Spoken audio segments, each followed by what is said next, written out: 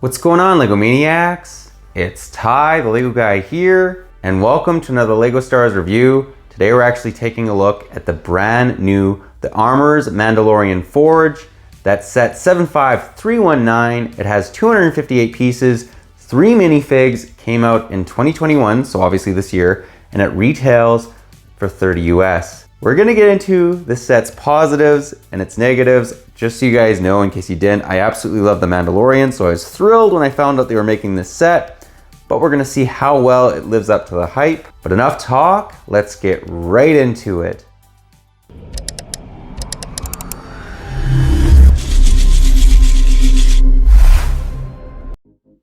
And to start off this review, we'll begin by taking a look at the box art. And I will say it looks quite good. I will say though, it is quite plain. If you check out the background, there isn't a whole lot going on. It's just kind of like brown and kind of dingy, but it's supposed to be like that. Like this is supposed to be kind of like in a cave. It's underground almost. Well, it is actually underground. So it makes sense why it's just so plain. In the top right corner, you can see the Mandalorian. And then in the bottom left corner, we have the 3 minifigures that are included. They're actually really good. This wave has some awesome looking minifigures, and this set is no exception to that. Move to the side of the box, nothing too crazy, just again, LEGO Star Wars. And then on the back, it gets into some of its features, some of the printing, which is incredible. And yeah, it just looks overall very good. Very impressed with this set. Then on the side of the box, like any LEGO Star Wars set, it has kind of a little view of the set, which I do appreciate if you have them all lined up. It looks quite good together. And then on the top, they just have the armor, and on the bottom, just the barcode, LEGO Star Wars, all that good stuff. Overall, pretty nice looking. Definitely it captivates you. This set, I think, makes a great display piece, and it has some awesome looking play features that we'll get into, or also awesome working play features that we'll get into if you're a kid. And here we have the set itself. So we'll give you guys a 360 view of her. As you can see, it's not the largest set, but it's definitely relatively sizable. It basically has 3 main areas to the build, which we'll get more into. Break down each area. The outside of the forge is a little bit more lackluster, but it's supposed to just signify, walls. This is the outside, then you make your way into the inside of the forge.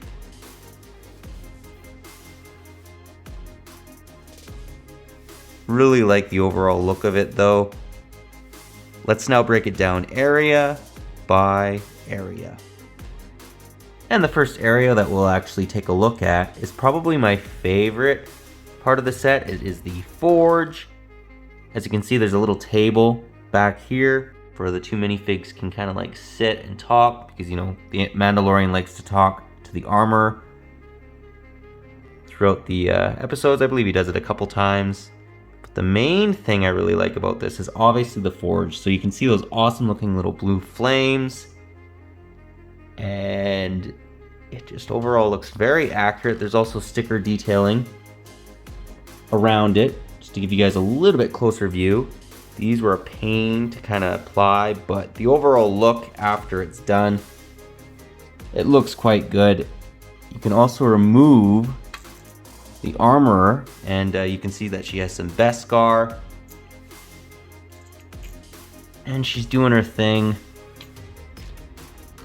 Putting it in the fire, melting it down, making that Beskar. So I really liked the look of this. I don't think they could have done a much better job on it. Really looks like what we see in the TV show.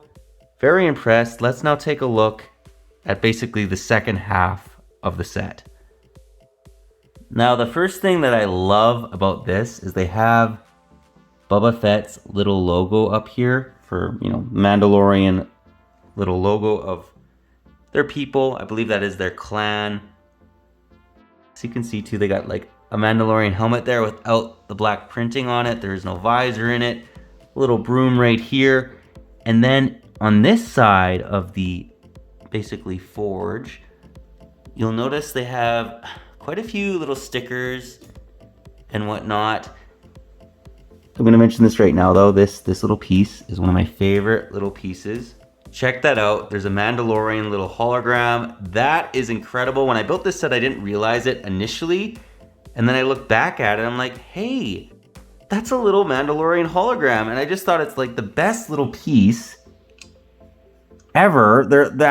This is one of my favorite pieces, hands down. Then you can see right here, they got some more Beskar. Just give you guys a little bit closer view of what this Beskar actually kind of looks like. It basically is just dark gray. It could have been a little shinier, but you get the overall idea of what it's supposed to signify. Back here we have some stickers. Now, I'm not a big sticker fan, but I do like the fact that these control panels are unique. But the little keypad right here is actually a printed piece. It's the first time I've actually ever seen it. But what's really cool about this is you can actually open this up just like in the show, and it reveals more of the armorer's tools. And you can actually remove this outright and give you guys a little bit better view. Nothing too crazy, you just can see there's some drawers and there's the armorer's tool. And you can very easily just put it back like so. Overall, very impressed with this set. Give you guys a little bit more view of it. Just the back side. Again, pretty lackluster. I like the fact though that this sticker for their clan is also on the outside as well as in the front. And you can see that she obviously has a lot of different little areas that she can work on Beskar. They have it right here, as well as, you know, the actual main forge. Let's now take a look at the minifigures. And the first minifigure that we'll take a look at is the armorer. Very detailed. Check out her helmet, her torso, her leg printing. She has a lot going on. Give you the back torso printing. I love the fact that they have the fur coat detail, because if you've watched The Mandalorian, you know that she has this big fur coat over her. The only negative is she doesn't have any face printing. I'll just show that off to you, but we don't ever see her face in the TV show. At least I don't believe so, so that's fine. It's just a black plain face. But besides that, just great looking. That's not really a fault on LEGO's part. They just don't know what her face does look like, right? I don't think they could have done much more to improve on her. Let's now take a look at the final two minifigures. And here we have Paz Vizsla and the Mandalorian. Hopefully I'm pronouncing his name right. If you guys have a 360 view of him, I absolutely love Vizsla. Check out that awesome looking printing on his shoulder.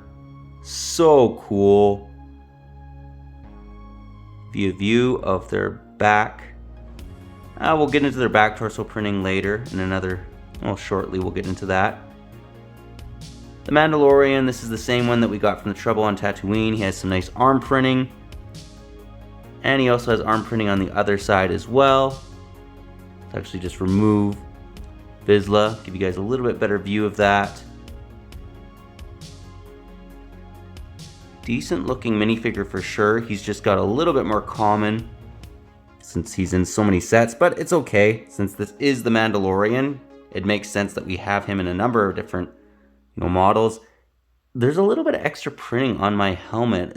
It's not quite a misprint, but you see what I mean? It seems like the paint they painted a little bit too much, but overall not the end of the world. I just thought that was interesting.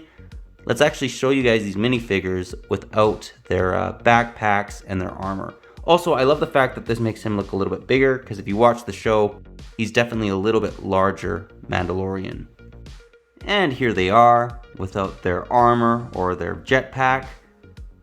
So as you can see, the torso actually looks pretty well the same as what's shown on the actual armor that he's wearing. And then the Mandalorian, exactly the same, since his backpack covers his back torso, which we'll take a look at now. And there's a look of their back torso printing. As you can see, nice amount of detail. You can just see that this guy's armored right up. And then the Mandalorian, again, you can see his Beskar under the jetpack. This printing is not necessary. Some people don't really care for it. I like it on the other hand. I always want more detail than less detail.